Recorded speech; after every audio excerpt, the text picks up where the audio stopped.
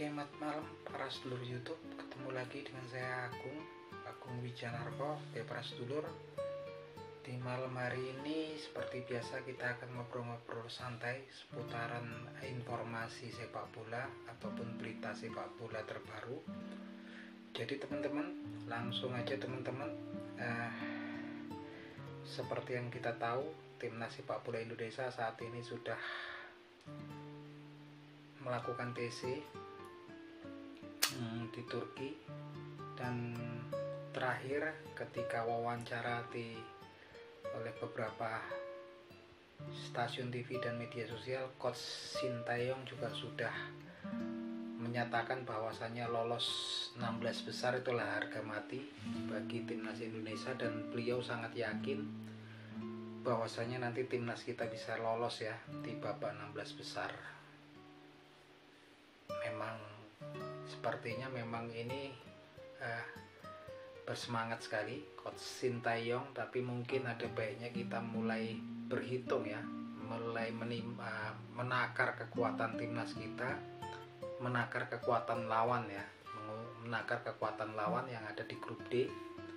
Itu di grup D, di situ bersarang Jepang yang notabene selama Piala Asia ini dimulai sampai dengan sekarang, dimulai dari tahun 1956, Jepang ini sudah mengoleksi 4 kali trofi Piala Asia ya. Di situ kemudian juga ada Irak itu terakhir kali tahun 2007 mengoleksi Piala Asia untuk pertama kalinya, mengalahkan Arab Saudi atau Saudi Arabia. Dan kemudian ada Vietnam, mungkin kita nggak akan terlalu hitung Vietnam, karena kalau kita lihat dari satu grup yang bisa lolos ke babak 16 besar adalah juara grup dan runner up teman-teman. Nah, kalau kita lihat tampilan Jepang, salah satu raksasa sepak bola Asia, terakhir Jepang itu uji coba melawan Jerman ya. Jerman turun semua ya, dari Ilkay Gundogan, Thomas Muller, kemudian Manuel Neuer, kemudian ada di situ Antonio Rudiger, Toni Kroos, semuanya turun ya ketika melakukan uji coba dengan Jepang sekitar 3 atau 4 bulan yang lalu. Di situ kalau kita lihat ya, saya di video yang saya sisipin, Jepang ini tampaknya sekarang sudah mengembangkan pola permainan high pressing ya, dan pola main cepat ya. Dan saya sangat, ketika nonton Jepang lawan Jerman ini, saya salut sama memang kekuatan fisik Jepang yang di sini mewakili bangsa Asia ya, ketika bermain 2 kali 45 menit itu dengan tempo tinggi ya. Dan sini malah kalau kita lihat tim Jerman ini yang pernah juara dunia beberapa kali ya, ini tampaknya malah keteteran ya. Keteteran karena memang tampaknya sekarang pemain-pemain Jepang ini sudah mempunyai kemampuan dribble bola dan kontrol bola yang luar biasa, yang bisa, kalau menurut saya sendiri, bisa disejajarkan dengan tim-tim dari Amerika Selatan ya. Winger ataupun attacking midfielder sama strikernya ini kontrol bolanya bagus banget. Terus tembakan bola-bola matinya juga bagus ya teman-teman.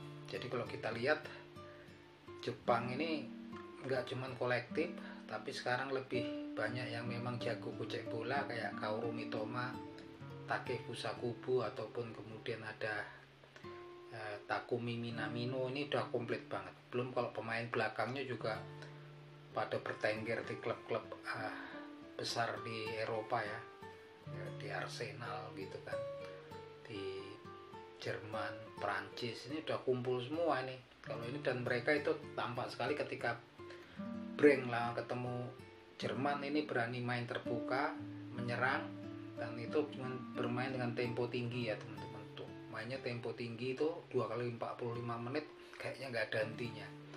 Kayaknya memang didukung karena sebagian besar mereka bermain di Liga Spanyol dan Liga Inggris ya, yang memang betul-betul ini ya, jadi pemain inti nih pemain-pemain Jepang ini.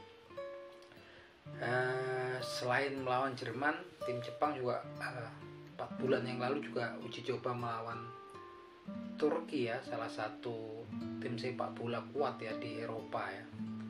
Itu Turki juga bermainnya kemarin tempo tinggi ya, saling serang ya. Saling serang nih kayaknya sekarang udah mulai gaya-gayanya mirip-mirip kayak Brazil di Jepang. Saling tempo tinggi, dia mengandalkan winger, attacking midfieldernya, winger kanan kirinya itu jago gocek bola. Dengan Turki gak kalah serunya ya ketika lawan Jerman. Saya nonton tuh seru banget. Mereka main tempo tinggi ya, 2 kali 45 menit mereka masih kuat saling menyerang, dan Turki takluk ya, 4-2 ya skornya. Kalau Jerman kemarin malah 4-1. Artinya kalau sini kalau kita lihat memang dengan sekuat kita yang sekarang, pemain-pemain muda yang belum merupakan pemain inti di klubnya masing-masing gitu kan, tampaknya memang kemungkinannya agak tipis ya kalau kemudian bisa mengalahkan Jepang. Even sekedar untuk draw pun saya pikir peluangnya kalau menurut saya pribadi tipis. Tapi di permainan segala sesuatu bisa terjadi, tapi memang kalau kita lihat ini peluangnya tipis nih. Apalagi Jepang ini punya tradisi di Piala Asia sampai 4 kali dia juara Piala Asia ya. Terus kita lihat sekarang timnas Irak. Timnas Irak untuk Piala Asia ini dia memanggil pemain diasporanya ada 10 orang ya. Ada satu yang cedera itu yang namanya Danilo. Jadi ternyata Irak pun ini selain walaupun negaranya juga kompetisinya gak begitu bagus, tapi pemain diasporanya banyak ya, bertebaran di klub-klub Eropa, dan sebagiannya adalah pemain naturalisasi. Nah untuk besok nih Irak lagi moncer-moncernya ini. Salah satu strikernya Ali Al-Hamadi, Ali Ibrahim El Karim Al-Hamadi yang main nggak salah di AFC Wimbledon di Liga Championship Inggris. Ini lagi bagus-bagusnya ya, nggak salah 38 kali tampil dia gol 20 ya, ngegulin 20 nih. Walaupun kelas championship tapi memang ini kayak banteng nih Ali Al-Hamadi ini ya. Dia posturnya 187, bola-bola atas bagus, akurasi tembakannya bagus dan keras ya teman-teman. Terus dia punya dribble bola sama kontrol bola bagus ya. Ini yang nggak tampaknya di timnas kita kurang ya, yang jago-jago dribble bola. Kalau dulu ada Andik Firmansyah, kemudian ada ini ya, kalau sekarang Sadil Ramdhani itu kan. Cuman memang kemudian kalau kita lihat posturnya kan sama fisiknya kurang ya, kurang mendukung kalau untuk main 2 kali 45 menit gitu kalau yang asli Indonesia ini ya. Tapi kalau kita lihat sekarang kurang yang jago-jago gocek gitu kan. Seperti kalau dulu ada Eli Eboy gitu kan. Dulu pernah ya Eli Eboy, kemudian Andik Firmansyah, sekarang ada Sadil Ramdhani. Tapi memang sekarang agak jarang yang memiliki kemampuan dribble bola bagus, dan ini sepertinya memang harus diperhatikan PSSI untuk mendatangkan para pelatih-pelatih mungkin ya dari Amerika Selatan ya, untuk melatih di akademi agar lebih canggih ininya ya. Kalau untuk main dribble bolanya itu pun dilakukan di Inggris ya. Beberapa akademi yang didatangkan itu memang pemain-pemain dari Amerika Selatan untuk melatih dribble bola pemain-pemain junior Inggris. Di Jepang pun seperti itu. Alhasil sekarang kan memang didikannya tampak ya. Jepang tuh banyak pemain-pemain yang dribble bolanya bagus. Nah di timnas Irak ini sekarang 10 pemain diasporanya udah datang semua. Enggak, dia satu ya nggak bisa datang ya karena cedera ya. Yang jelas pemain naturalisasinya salah satu bintangnya ini bisa turun, yaitu Zidane Amar Iqbal ya, yang memang lulusan akademi sepak bola Manchester United yang saat ini bermain di FC Utrecht di Eredivisie Belanda. Ini gocekan bolanya juga luar biasa, crossingnya juga luar biasa. Ini adalah naturalisasi ya, sebetulnya dia kelahiran Manchester, sekarang usianya 21, anak orang Irak yang memang sudah jadi warga negara Inggris ya. Tapi kemudian dinaturalisasi karena memang kemungkinan untuk dipanggil timnas senior Inggris agak berat. Ini bergabung dengan timnas Irak. Nah saat ini kurang lebih 10 atau 15 orang tuh nggak salah, naturalisasi, dan pemain Irak yang dari diaspora plus naturalisasi. Nah ini bisa turun semua sekarang ya. Nah kalau kita lihat memang striker Irak pun lagi bagus-bagus ya. Beberapa pemain Irak yang ada di Eropa pun tampilannya memang lagi bagus-bagusnya, dan mereka rata-rata menjadi pemain inti atau reguler di klub-klub mereka ya. Kalau di tempat kita kan memang belum menjadi pemain inti ya, kayak Justin Hubner masih di reserve, maksudnya di pemain cadangan tim junior dari Wolverhampton. Terus beberapa juga belum menjadi pemain inti ya teman-teman.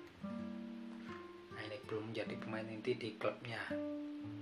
Yang jelas kayak Ivar Jenner gitu kan, terus Rafael Struijk belum reguler jadi pemain kunci. Tapi kalau pemain Irak tuh saya lihat menjadi kebanyakan dari mereka itu yang di Eropa jadi pemain reguler ya, pemain inti, pemain kunci dari klub-klubnya masing-masing. Artinya memang kalau dari pengalaman memang peluangnya agak berat ya, berhadapan dengan Irak juga.